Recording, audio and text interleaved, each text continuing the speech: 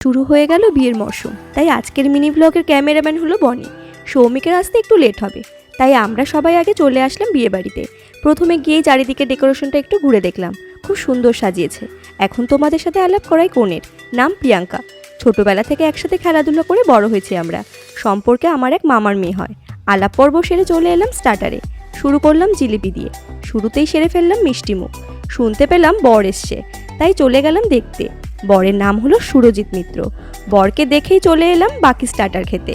চোখের সামনে ফুচকা দেখলে আমার আর বোনের না খেলে শান্তি হয় না, তাই নিয়ে নিলাম 1 প্লেট দই ফুচকা। টপাটপ মুখে পড়লাম দুজন মিলে, দারুণ। তারপরেই চলে এলাম মকটেল কাউন্টারে, নিয়ে নিলাম গ্রিন ম্যাঙ্গো ফ্লেভারের ড্রিঙ্কস। আগে থাকতেই স্টার্টার খেয়ে পেট ভরিয়ে নিলাম আমরা দুজনে। চলে এলো রাঙাদিরা, ওরাও এসে খাওয়া দাওয়া শুরু করলো স্টার্টার।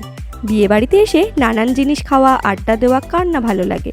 আর এখানে বসে মামা ভাগ্নে মিলে দুষ্টুমি করছে। বিয়েবাড়ির শেষ রাতে প্রায় 11:30টায় অফিস সেরে এসে হাজির হলো আমার পার্মানেন্ট ক্যামেরাম্যান। একসাথে দুজনে মিলে দিয়ে দিলাম গিফট। তবে বিয়ের লগ্ন ছিল মাঝরাতেই। জামাইবাবুকে পেয়ে রিলস বানানো শুরু করলো শালি, আবার লজ্জাও পায়। ঘড়ির কাঁটায় প্রায় 12টা বাজতে যায়। চলে এলাম ডিনারের জায়গায়। বনি ধরেছিল টেবিল। মেনু শুরুতে ছিল লাচ্ছা পরোটা, মাটন কিমা, ফিশ ফ্রাই। গরম গরম খেলাম সবাই। একসাথে সবাই বসে পড়েছিল খেতে। প্রায় শেষ ব্যাচই বলা যায়। ওয়েট করছিলাম মেন কোর্সের জন্য, সবুরে মেয়া ফলে। তবে আমাদের ফলে ছিল বিরিয়ানি।